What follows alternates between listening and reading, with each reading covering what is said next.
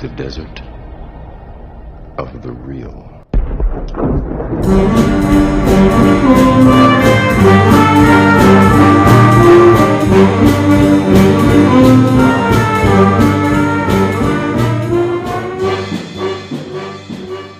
Welcome to the Desert of the Real. I'm your host, Jason Dietz. I am joined with your other host, Ryan Hudson. the Desert of the Real. Jason's. I'm not used to saying my name. Jason's Choice is a movie podcast where I force my co-host Ryan to watch movies I think are fantastic that he has not seen yet. We're two high school English teachers who also teach film studies classes and philosophy classes and creativity classes. And we also have graduate degrees. We use our academic training to dig deeply into movies. We explore the creativity, the philosophy, the ethics, the film elements of these movies, and push our listeners to think critically about their entertainment. When you do the intro, you're a lot more mellow. Probably I'm always because you're mellow. not angry about the movie we just No, watched. I'm always mellow. I'm a mellow guy. You know what? We'll test that. Okay. Because you know what people have been saying about our podcasts? What? This is where films meet God, academia. That's not a people.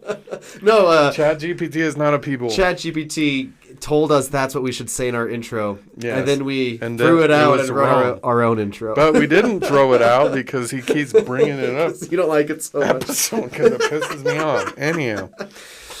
So, Ryan, what movie did we watch this week? We watched The Guilty. Yep, 2021.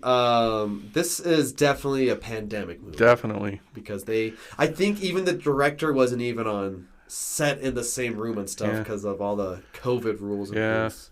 There's no one in this movie that's within 6 feet of anyone else in this movie, which is really kind of cool. I just realized that. Okay. Do you know the director, who he was? I don't know. I bet you'll tell us.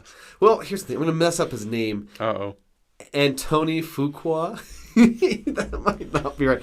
Antony. Hey, how would you say that? Antoine Fuqua. Maybe that's what it is. Is he French?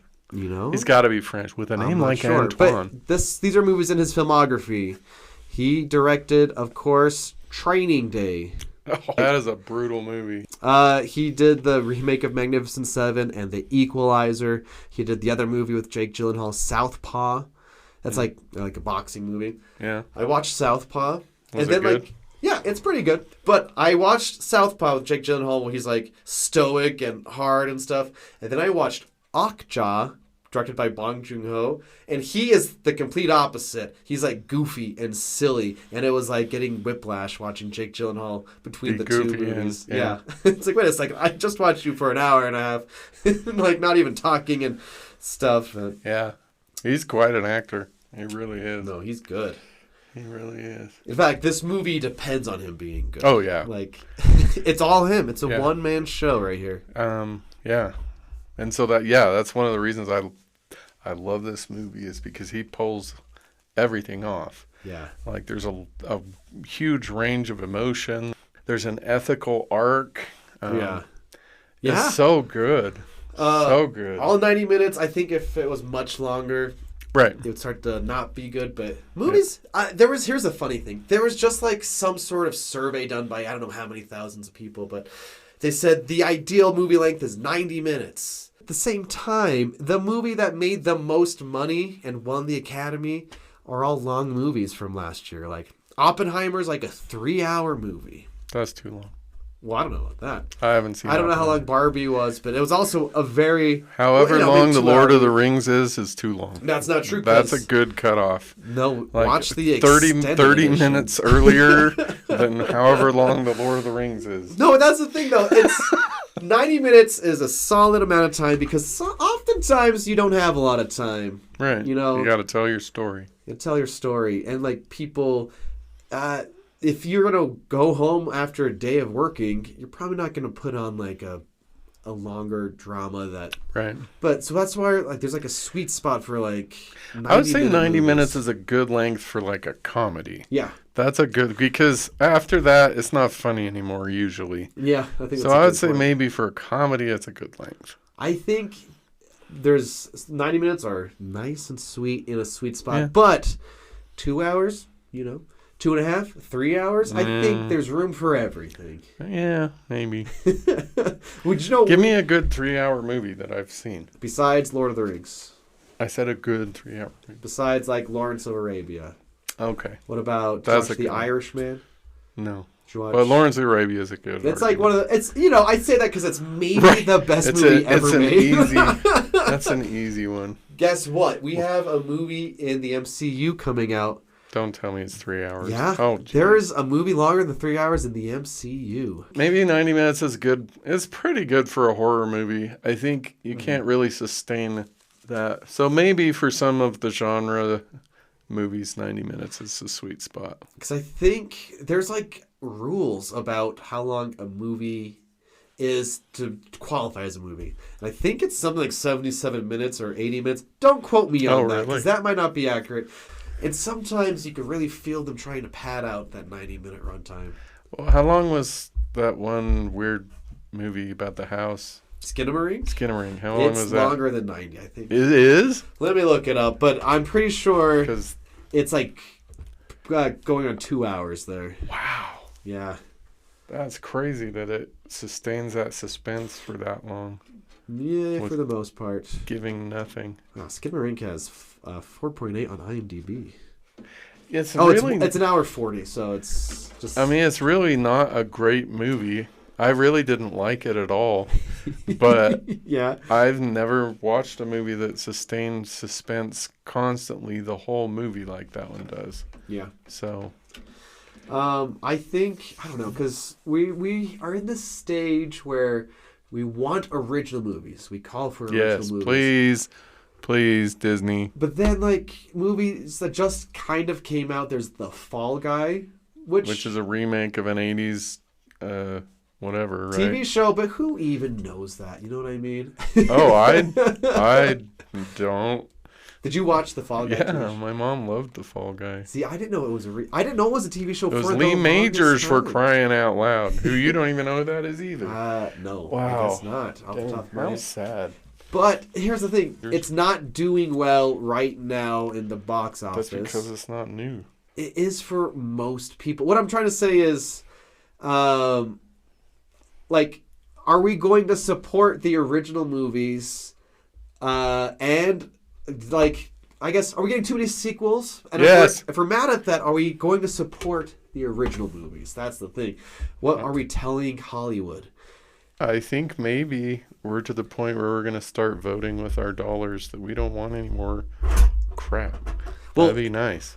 In our main feed with the MCU, it's going to be an interesting experiment with you when we get past Phase 3, because that's when Disney Plus happened. And Disney Plus was like, here's a movie in theaters, here's a TV show to watch in the meantime. Here's a movie, here's a TV show, here's another TV show. Where fans are like, is this too much, too soon? But you aren't going to watch the TV shows. No. You're just going to watch the movies. Yes. I wonder if it'll feel... crappy, different. Yeah, maybe not. I don't know.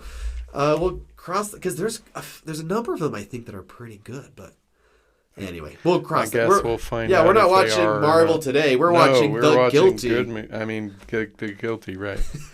Sorry, that was Freudian slip there. My bad. So why don't you tell us about The Guilty, Ryan? Okay, The Guilty. Jake Gyllenhaal plays a police officer, and he's on call dispatch, answering 911 calls. And it's pretty clear right away something's going on in his personal life. But he gets a phone call where he needs to solve it. Like, a woman is in danger, basically. And he takes it upon himself to make sure that this woman gets saved. And the movie is just Jake Gyllenhaal answering the phone. And the whole time he's making calls to make sure, kind of going around the law and stuff, that this woman gets saved. And the rest of the movie is this journey with him as he uncovers things. We learn things about his past. And yeah, we are just with him the whole time. Yeah. Making phone calls. Yeah. And My Letterboxd review is something like he makes phone calls with his crazy eyes. 'Cause there's a lot of close-ups just on his eyes and stuff. But yeah, it's kind of like solving a mystery. What's going on with this woman at her house with her husband? What's really going on? And we are in it with him. Yeah. Yeah. Well done. It's good. So I was originally shocked at how lukewarm people tended to. Yeah. But then I learned why. Oh, why? Are you aware that this movie is a remake? I am now. My friend told me originally it was a Swedish movie. Right. And like it's got the same title, and I watched the beginning of the trailer, and it's like it's like almost the exact same. I don't know what the difference is because I haven't seen the original. But it looks like, for the most part, the people who are the naysayers are like, why did you remake this? It was good as it was. It's good as it was. Yeah, I didn't know that. So yeah. It's definitely very high on my to-watch list. See, this is the second time where I watched a movie, and it's like, why don't people like this? Oh, because it's a remake of a European movie. The other example, there's a Will Ferrell movie when he takes his family skiing called Downhill. It's got Julia Louis-Dreyfus, Will Ferrell. And like, why don't people like this? I thought it was pretty good. But then it turns out it's a remake Will Ferrell. of a European I mean movie. a remake. No. Yeah, sorry, my bad. A movie called Force de Jour. Anyway, that's a fun movie, but people don't like it. Yeah. Anyway, it was the same thing. It's like, that's why. And I didn't know until starting the American thing. Okay, should we do positives? Yeah, go for it. Anyway, I think this movie is successful because it's a one-man show and it's engaging the whole time. He's like, oh, how can it be exciting to watch one person? Well, I mean, there's clever use of, close-ups, maybe some lighting and camera angles, but for the most part, it's Jake Gyllenhaal all on his shoulders, and he's delivering. Yeah. And that's really all you need to know. Really, yeah. Yeah. For me, this is a ethically very complex movie. Yes, I thought right away. What other positives do you have? So the first phone call is this guy, and Jake Gyllenhaal's character is like, are you on drugs? Yes. And you know what? The thing is, this guy probably is on drugs. Right. And this guy needs help, and Jake Gyllenhaal, his character is, don't be on drugs. Hang up. Stupid. Don't be Click. stupid. Yep. And it makes you think, okay, well, maybe that guy did mess up, but he needs help. Right. Maybe I don't agree with what that guy's doing, but I don't agree with him not getting help. And it makes you start thinking things. Because then it happens a couple times. Paul Dano is one of the phone calls too, which is, he's like, a great actor, but all these extra actors are just voices in this movie. And he's like stuck in a car. He doesn't want to go out because of this lady outside. It's like, so she stole my money. Like, you're doing something wrong. And then when he even calls the Ethan Hawke character, it's like, take your time on that one. Right. So it makes you, if this movie forces you to think like, well, what's the best way to help people? What's the best way to, be a good person? Yep. You'd think, police officers should help people. And I think, knowing the little bit I do about the European remake, I think this one kind of dives into the police gray area-ness of should we look up to these people? Or maybe they're not all perfect, or maybe we should question some things ethically. Yeah, for sure. So that, his character at the end and his character at the beginning, I don't think could possibly be more different. Yeah.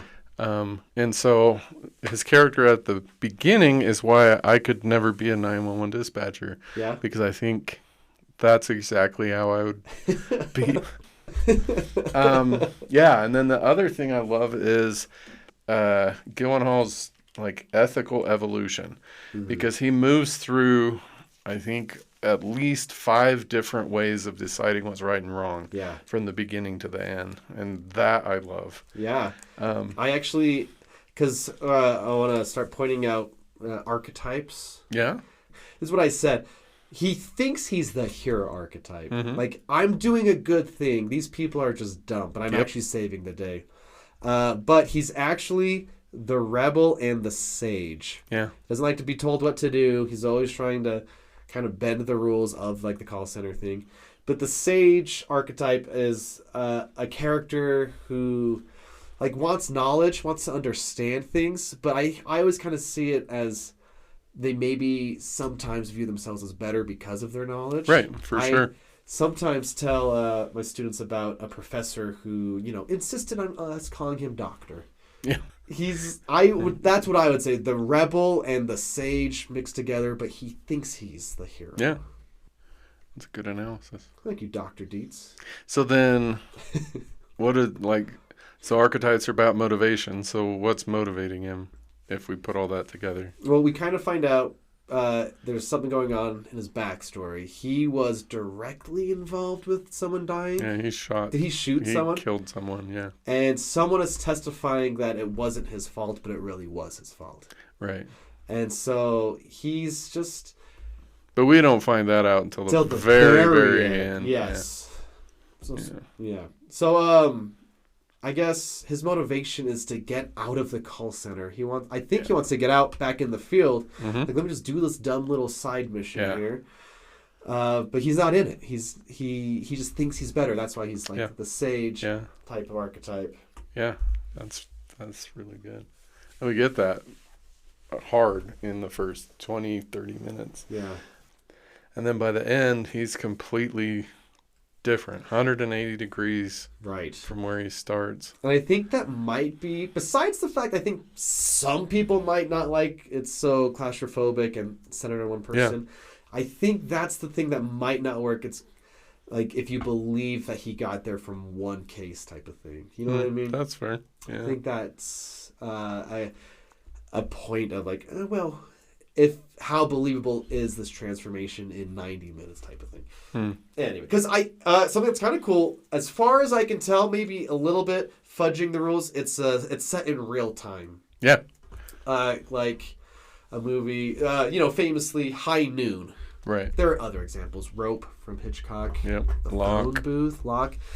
But set in real time, not every movie does that. Movies don't have to do that, but this movie mostly is, which is kind of cool. It is really cool. Yeah. Movies are cool. Movies are awesome. I love movies. Yeah. Okay, so we're English teachers. Yeah. We both love the yellow wallpaper. Right. One of the things that I love about the yellow wallpaper is you cannot find the moment in the yellow wallpaper where you're like, oh, yep, right there, now she's insane. Yeah. And I watched this the way that I read the yellow wallpaper, and I was looking for the moment when, like right there, that's the moment where he changes. And I couldn't find it. Yeah. And so for me, is it believable in 90 minutes? I think it is, because there's not like this, he's this way, he's this way, he's this way, and then all of a sudden, he's this way. Yeah. It's very careful, I think. So for me, my answer would be, yeah, it's believable. I believe it. I like that. Any other positives? Let's see here. There's some cool film stuff I'm excited to talk about. Yeah, let's do that. All right. I'm going to dip into... I have a couple things here for the film studies of the real. Excellent. So, an idea that I got from a YouTuber who's one of the best at video essays is the Nerd Writer. People underestimate how cinematic a face is. We go to see movies on the biggest screens possible because there's spectacle, there's explosions, there's car chases, there's dinosaurs, spaceships, whatever. But we fail to realize that a face can be as engaging as anything else. Yeah. And on the biggest screen possible, like a 12-foot high face when it's a close-up is cinematic. Like, actors have control over their faces and can do a lot with their faces. And it's part of their craft. And then this movie is all Jake Gyllenhaal's face. Yeah. And it's cinematic. And maybe we think we get tricked because of different camera angles or close-ups and stuff. But faces do a lot for movies. Yeah. Eyes do a lot more.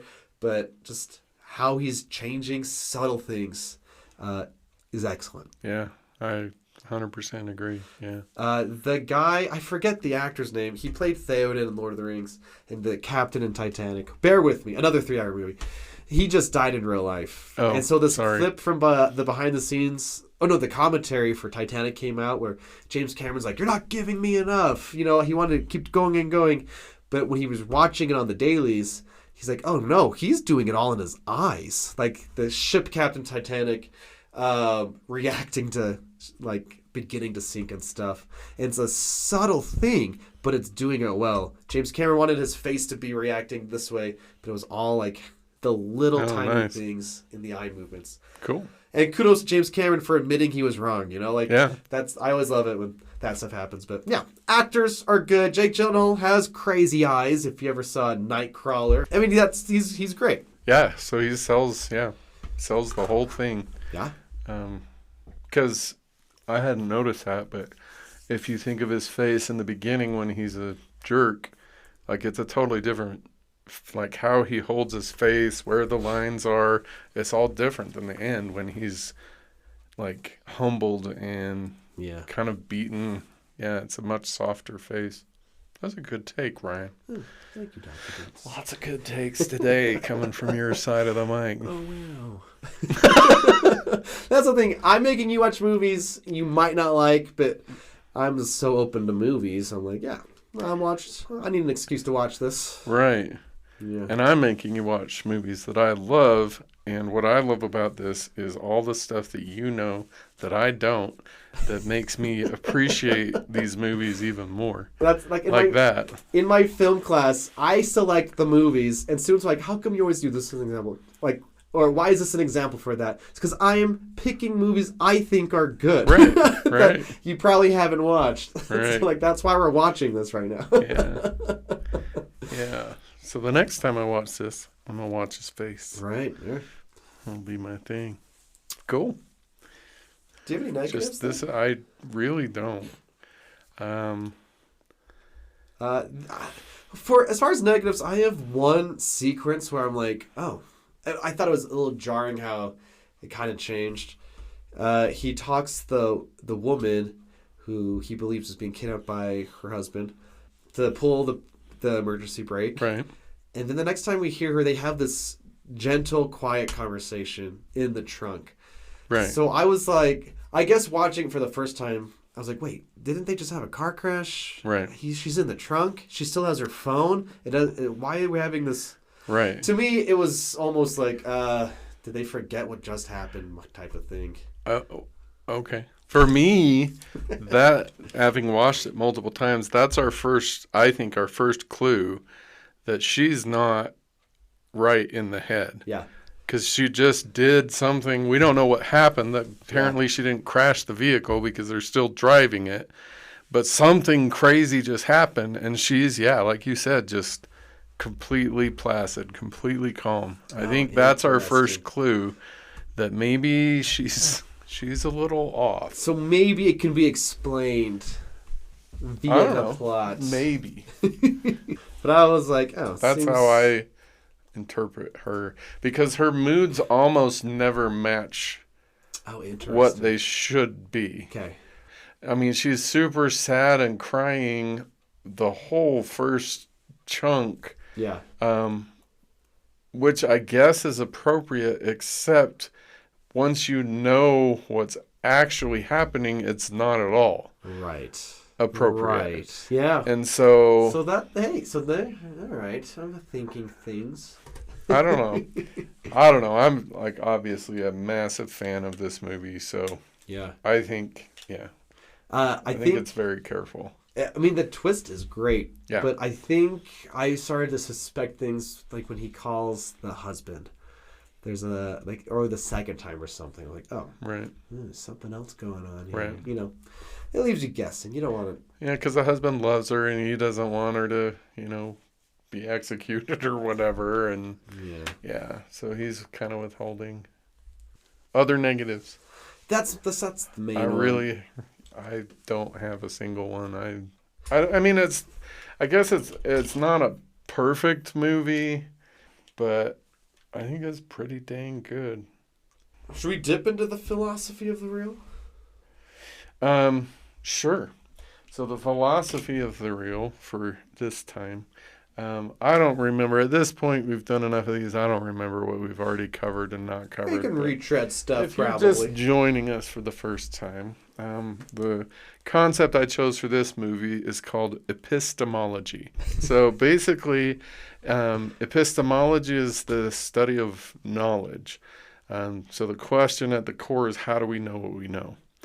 And so in this movie, Joe Baylor, the cop, at the beginning thinks that he knows everything he needs to know. Like you already mentioned, he responds to people in a way that is like, you should know what I know. You should act the way that I would expect you to act because I'm a cop. I know what's right and wrong. And that, I mean, it works, I guess. I don't know. Probably one of those people would have, killed themselves or something as a result. Right. I don't know. But it's like, call someone else. If you call again, right. then you just get me again. Yeah. And so he epistemologically is a closed system. Yeah. Like there's nothing more for him to learn at the start. He knows everything. He understands. I'm good. I'm just doing my time. And then I'm going to get out there and do what I actually do rather than being in here. And so that's a super, super dangerous place for any human being to be. Thinking that I know everything I need to know. The moment we close that way, we philosophically start dying as a human being. Yeah, and I think there's a double-edged sword of someone who's actually, like, learned. A smart person, but then they think that they don't have anything left. Right. The second thing is what we're talking about. And I think all of us dip into this. Sure. And it's dangerous for teachers because, like, just know, you don't know this yet? Yeah. But being learned, like you said, and being epistemologically closed are not the same thing at all. Right. So if you are learned and think you have nothing else to learn, that's when you start dying as a thinker, as an academic, as a human being, really, because nothing else will come in. So once you stop growing, you start shrinking. Like you can't just stay in a place. And so frequently what happens in our lives is something breaks that. Something shows us that not only do we not know everything, but we don't really even know what we thought we knew. Right.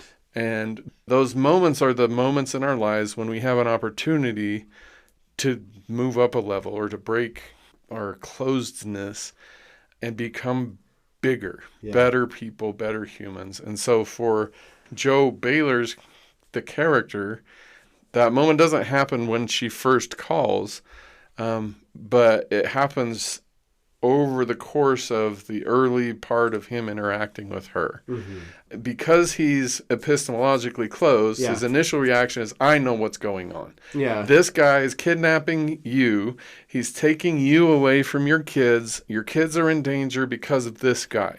And so because he's epistemologically closed, he acts on that. Yeah. And he tells her to do a series of things that if he had known more, he never would have said. So that culminates with him telling the woman to bash her husband in the head with a brick and run away. Yeah. And so she does that, runs away, and Gyllenhaal's character's like, oh, yeah, because I knew everything. I told her to do the right thing, and now she's safe and free. Because he's used to solving problems the way, like his cop version. Yes. But now he's forced to, he doesn't have all the tools. Yep. That's why when he's making calls to, his buddies and the CHP and stuff, it's like, come on, just do it. This obviously needs to be done. That's the epistemologically you don't closed. Get that this is... And so then, I forget what it is that finally cracks it. I don't know if it's his buddy finding... No, the people find the baby first? Is that what happens? There's a series of things that happen. Yeah, so he finds out the baby... Baby got eviscerated by somebody. Yeah, and then he just assumes it's the husband. And right. She drops the hint in that conversation. And then his friend that he sent to the guy's apartment found the bill for the psychiatric hospital. And so there's this series of, oh, crap, wait, I have to readjust what I think I know. Yeah. Oh, crap, now I have to readjust it. Oh, crap. Yeah. And at some point, the shell is broken. Right. And he realizes that what I thought I knew, I didn't know at all. Yeah. And because I was acting on what I thought I knew and not questioning my assumptions, not drawing correct inferences, I've really potentially caused massive damage. Made it worse. Yeah. Right. And so by the end of this, his closed epistemology has been hammered so much that he's now open to, okay, what else do I think I know that I don't actually know? Mm-hmm.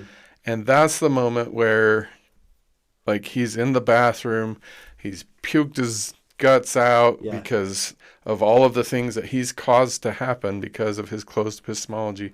That's the moment where he's like, okay, what about this kid that I killed, this 19-year-old that I was punishing? And like my favorite scene of the movie is when he's trying to simultaneously deal with the woman on the phone and keep her from killing herself while he's also dealing with, okay, I also really screwed up and I killed this kid because I was angry because my dad, because of this, but whatever.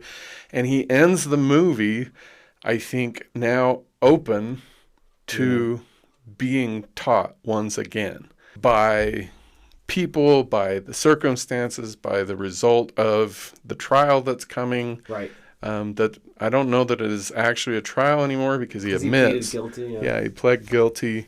And so I don't know of a better movie that shows us both of those extremes. Okay. The dangers of thinking that we know everything that we need to know, and then the benefits of, I don't actually know anything. Yeah. I'm open to everything that I know being tested. So from a critical thinking perspective, we go from a non-critical thinker to now he is a critical thinker. Yeah. He's open to questioning. Yeah. He's open to examining his purposes. He's open to all of these other things that at the start he wasn't at all. Because I think the sign of a true critical thinker is someone who could say, I don't know, or I was wrong. Yeah, that's like the actual true sign of a critical thinker.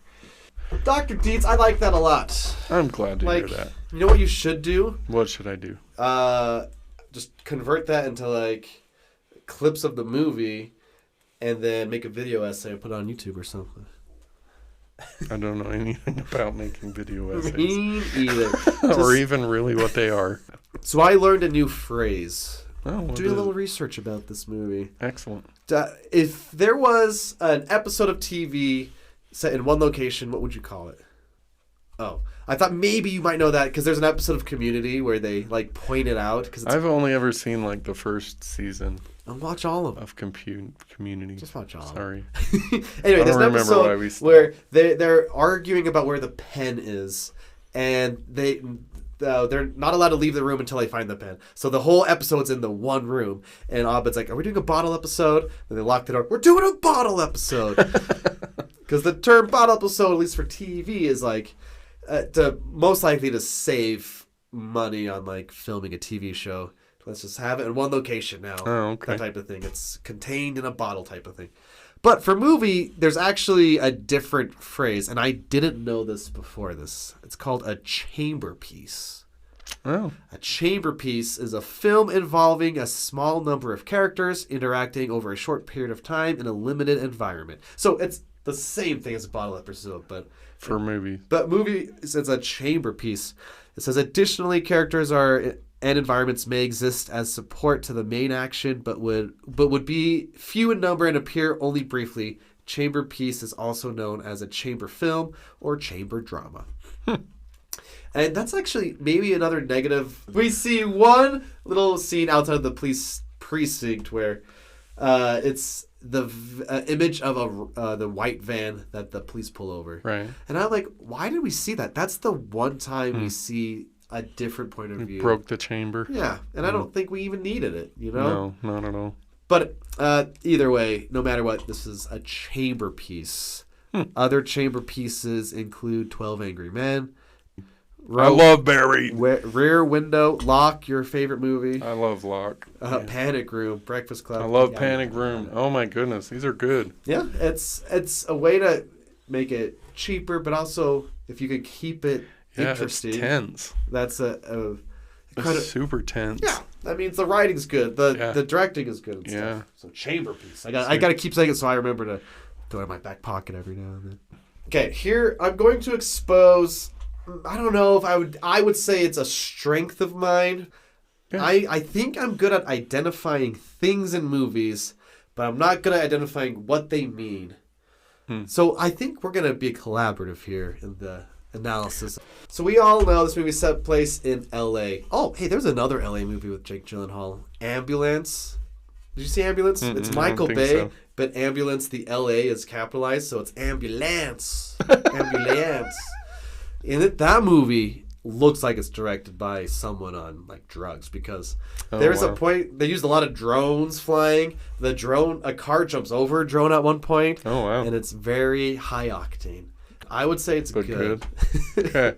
A different Jake Gyllenhaal as well. Anyway, so we don't see a lot outside this building, obviously, but what we do see is on these giant screens, this fire burning up because it's LA, and LA is like hell, I guess. That was kind of a joke, but I'm actually going to lean into it. Okay. I think he's kind of in a symbolic hell. Yeah, I agree. But what else could the fire itself symbolize? This fire that's making other characters not see things, it's making smoke, and it's always in front of Joe. What else could it symbolize? Vaguely distraction in general, the inadequacies of others, or the flaws in ourselves. But it's purposeful. It's definitely there to make us reflect on it. And Jake Gyllenhaal, he goes into the back room. And now there's different things. We can't see the fire anymore. And there's a classic thing that a lot of movies do. The blinds, the lines from the light look like maybe lines on him. So it's like, oh, is he a criminal? He's locked in some sort of prison. But that stuff you could say like, oh, that's in Casablanca. And you're right, because it's usually like that. Yeah. You know what I mean? Yeah. Water is usually some sort of baptism.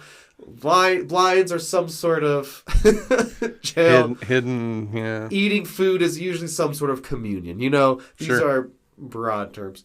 But the other thing is there's that red light that keeps going off. And the camera focuses on the red. There's shots from above it looking down through it to Jake Gyllenhaal and stuff.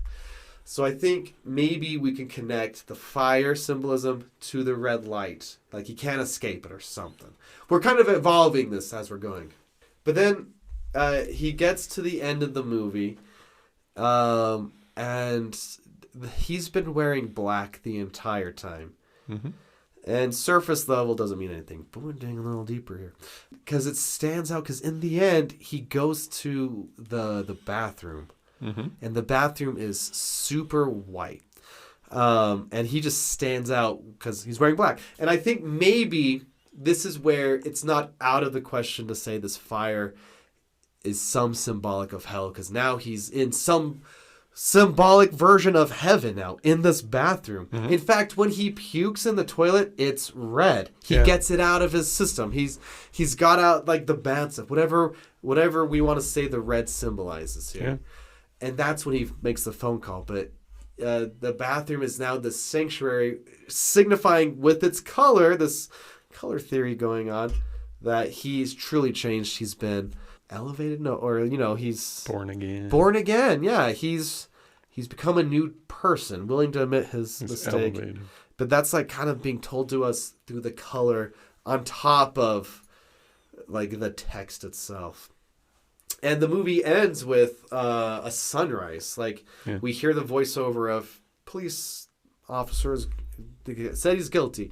But it's all the shot of the city LA, not on fire anymore, but a sunrise. A new dawn, a new day, a new person. The fire has been quenched or whatever. So there's a lot of there's a lot of stuff I try to teach my film students that every single aspect of movies have thought put into it. Costume, camera angles, like setting and stuff, props. And that, I think that's all done intentionally. One final thing that I thought was really cool, because, looking at the symbolism here, there's been a lady that's trying to call him to talk to him about stuff. He's like, I'm not talking to reporters. Like the reporter, yeah. Do you remember what the reporter's name is? Mm-mm. It's Harbor. Something Harbor. Oh. So like a safe harbor, trying to help him the whole time or do what's best for him. Look at that. So it's not just props and stuff. It's also character names and things could be symbolic.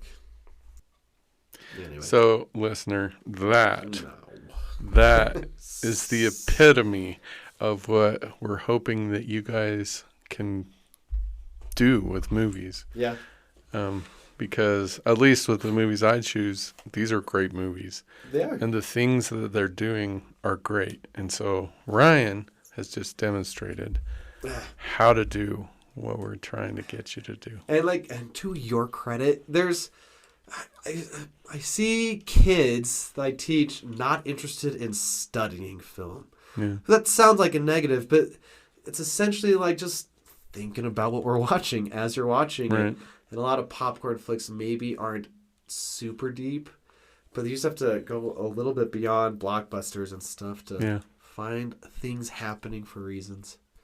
Anyway. That was awesome. I kind of feel like anything after that is just going to be like a... Stop it. No, I'm for real. Stop it. Yeah, we should just... That was good. That's good. So, thanks for listening. What about the get to the ethics go follow that up. Oh, my goodness. Okay, so, ethics. So, Jake Gyllenhaal moves through a lot of different ethical schools. Yeah. And it's really interesting to watch the effects of each one of them. So, I feel like he really starts the movie as kind of a Darwinian ethicist. I'm the top. I'm the best. My way is right. If you morons would just do the way I would do it. Yeah. So the reason why, you got ripped off by a prostitute is because you're a moron. And I'm not a moron. I've never been ripped off by a prostitute. Anyhow, so like he drops that. And then at some point, he starts thinking about like what feels right now. He goes from I'm the king of whatever, I'm the god, I'm the whatever, to oh wait, something outside of me is wrong. Yeah. And it matters to me. So he shifts into that intuitive ethics. What feels right is to help this woman, even though, like my boss says no, the chip says no, all of these people like just get into your lane and do it. So he's acting on that, which there are benefits to doing that because this situation would not have the baby would have died if he hadn't. But other things would have gone better. Like the husband would have gotten the wife to the hospital and she would have gotten the help that she needed. So there are pros and cons like we've already talked about. But then at some point he shifts from intuitive ethics to empathetic ethics. And he's feeling this woman's pain. He's feeling this baby's pain and this husband's pain. And I think that's the moment, because as I've said before, I'm a huge empathetic ethics guy. I think that's the moment when he finally starts becoming a human being. Mm-hmm. And so the Gyllenhaal character at the start is also very much prudent ethics. So we're going back to the start now. Prudent ethics is all about how is this going to reflect on me? How is this going to impact me? How is this going to, short term, long term? And so by the end of this, that prudent ethics has become more of a utilitarian ethics. Utilitarian ethics is about what's the greatest good for the greatest number of people. Mm-hmm. In his case, he's realized that the greatest good is for him to admit, I did this. I need to take the punishment because it will do a lot of things. So it'll help him because he has to atone. He has to pay for what he's done. Yeah. But it will also help the family of the kid. And it'll also help LA because they will see that like a member of their police force is willing to own up to a mistake and take the punishment. And then it could go out from there and benefit the world at large or whatever, because if this guy is willing to admit, I did this bad thing, I will take it, then maybe that will influence other similar people in similar situations and go out from there. And so ethically speaking, I think this is the richest movie that we've watched. Oh, interesting. Because it helps us see at least two different kind of separate ethical arcs, ethical evolutions that Gyllenhaal goes through. That's cool. This is really cool. Like, it's so good. The ethical schools that I feel like he fights the whole time are like rule-bound ethics. The right thing to do in this situation is whatever the rule says. He is explicitly against that. At the beginning, he's like, no, I don't care. I'm going to hang up on you. I'm going to whatever. I'll call that person if I want to. Right. But by the end, he's come to understand the rules are there. At least some of them are there. They need to be. Like, there has to be punishment. There have to be rules to protect the people from the people that are protecting the people, kind of thing. Because, I wrote down, there was a line that he says to one of the people on the phone, like, you should have called the police and let us help. Right. When the girl, this entire time, he's been not letting, Yes. he's like sending help to the people and stuff. Yeah, I love that. And then the other piece of this, so this movie runs through all 8 of them that I usually teach my students. We have, the other piece of this is loyalist ethics. And we see that with Gyllenhaal and his partner. I think it's his partner. The Ethan. Oh, no, not the Ethan. The guy that's willing to perjure himself to protect Joe. Yeah. At the beginning, they're both like, yeah, it's you and me. We're on the same team. We're together. We're going to do this thing. It's illegal, sure. But it's more important for us to protect our group than it is to do the legal thing. Right. And over the course of this movie, he gets to the other end of that, where what it means to be loyal to his group is to turn himself in and to have his friend testify against him. Yeah. And so I think I'm getting goosebumps. Yeah. I think that's gorgeous. That's awesome. It's so perfect. So anyhow, ethics, if you want like a very ethically rich movie, this is it. I wonder if we should start rating movies in on this ethics. podcast. How ethical? What ethical level is it? What philosophical level is this movie? I don't think we should do that. Yeah. But yeah, I absolutely love this movie from an ethical standpoint. So good. When I was watching this, my wife was asleep next to me, but she was kind of awake for some parts. And there's the part where you find out what the woman did. Yeah. And it's super horrendous. Yeah. She was kind of awake. She asked me to change the movie so she could fall asleep because it was that disturbing. Oh, wow. Which is fair. It's super messed up. Right. You don't see anything, but you don't need to. You don't really even, they don't really even describe it at all. No. But it's just as we piece together the clues that we've gotten, we get this image. So in the midst of that movie, I switched to something else while she fell asleep and went back to finish it. Cool. Yes, it's that messed up. So I think there's only one option for the dessert of the reel. Okay. Oh, he takes some like Alka-Seltzer or whatever. Oh, okay. Yeah. I thought you were going to talk about snakes or something. Yeah, okay. He's taking that, and I was like, because what's funny is like at the time, like that night, I think I had some pretty severe heartburn too. Oh, and I was so like, you were empathetic. I was like, oh, I need some of that stuff.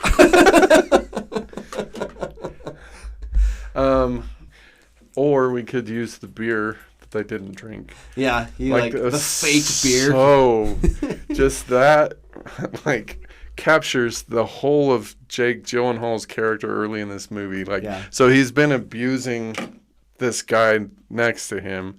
And then when he needs something from the guy, he's like, hey, I've been pretty crappy to you, huh? We should go get a beer sometime. Oh, by the way, if I go to a different computer, is this going to, is it going to transfer? And the guy's like, yeah.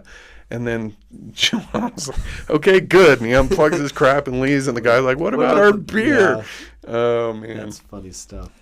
I think people would appreciate this movie more after listening to Maybe. you explain this movie. And you explain this movie. Yeah. Oh, my. You should not downplay your skills. Pretty good. I feel like I should boost up the score. I gave it 3.5. I gave it 4. I feel like I need to boost it. So dang good. How was Jason's choice? Is it a breath of fresh air? Are you talking to me or Yeah, I'm them? talking to you. Oh, heck yes. I don't know, listeners. Do you like? Did you like this movie? Heck yes. Yeah. So, although the last two haven't been actually they were. Yeah, I'm looking at the list. You Yeah, they did were not not that like. great. You thought So, yes, it Homecoming was- and Guardians weren't that great. You liked Doctor Strange and Civil War though. I really liked Civil War. Yeah, That's the last one that I really liked. Because this one, the next movie is going to. It's just going to be a straight up wild card, I think. Oh, cool. We talked about Thor Ragnarok. Mm. I think I can see it going both ways for you. Okay. Yeah. That's fun. But then, okay, this is we shook up we used to do three in a row, and then Jason's choice. But then we did 4 in a row on accident. But it might work out because we are teachers here, and summer vacation's just around the corner. So I'm hoping we can get through the next 3 and then take a break, because it would be kind of fun just to take a break, because we have... Should leave it on a cliff of what? Well, we have Thor Ragnarok. Okay. Then we have Black Panther, Okay. which I'm also excited to see what you have to say, because it made $1 billion. It's the highest grossing of the MCU. No, Oh. it's not, but it's up there. It just was. It was a cultural moment type of thing, and well, we'll see what you think when we get there. But then it's Avengers: Infinity War. And Infinity War will be an interesting place to pause, because, I mean, there's a couple movies in between. Ant-Man and the Wasp, Captain Marvel, only 2, and then it's Avengers Endgame. Because Infinity War and Endgame kind of work like one big movie, in a way. So it'll be interesting to make you wait. Because, we have the 3... And then we have this whole thing planned where Yeah, I was going to say. the summer episodes are going to be a little bit Never different. you fear. We're not going to leave Yeah. you desertless. Ooh, because of our podcast name. Because we have summer plans. We do. But we're not going to stop making episodes. No. Those might be a little bit different. We have 2 movies in between, but finally Thanos is going to do something. You know what I mean? Other than just being an abusive Just been father. sitting in a chair being an abusive father. But Ragnarok next week, Black Panther the week after that, and then Infinity War. Cool. And for all the fans of Miss Judd, she will be joining us again next week. Yeah. So that's super exciting. Oh, man, I'm just so excited because... can I tell you the director of Ragnarok? Huh? Taika Waititi. Hunt for the Wilder People. Oh, okay. Yeah. See, he's been quirky indie movies, and they gave him the keys to the kingdom. You know what I mean? So this is probably going to be pretty good then. Well, we'll see. I mean, like I said, I can see it going both ways. For you, I think Hunt for the Wilder People is a negative 5. Nelly. I'm not a negative Nelly. I know. It just has to make sense. Is that too much to ask? Anyhow. Anyway. Thank you for joining us for my choice. I hope that you watched it. Yeah. I really do, because it's so good. But yeah, I feel like this episode has really showcased the power of analysis and thinking critically. I think so too. I like the movie better than I did when I watched it for the first time. You've opened my eyes. And you, likewise, have deepened my appreciation. That's what I got to do every episode. It's fine, like, I don't know. Like, genuinely, like, that was really awesome. Anyway, Anyhow. hey, also read the Yellow Wallpaper if you haven't. Thank you for joining us. Hopefully, you take these new critical thoughts and lenses with you into the next movie that you watch. Yeah, think critically. That's our main goal, is just to help us think differently or better. Deeply. I have a student, and I don't know if he says, my parents hate that I took this class because I keep pointing things out. And That's I was what like, we want. yes! Yeah, that's a win. Pointing like camera movements. Yes. I don't know. It happens That's every now and success. then. That is success. Anyway, but we want you to think a little bit deeper about the media you watch. Yeah, we do. And as always, we love you. We do love you. Thanks for joining us. Bye.